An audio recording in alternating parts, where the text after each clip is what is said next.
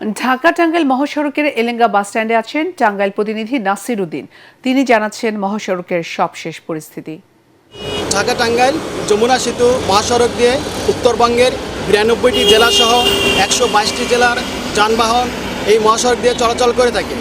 ঈদের সময় এই মহাসড়কের যানবাহনের চাপ অন্তত ৭ থেকে ৮ গুণ বেড়ে যায়।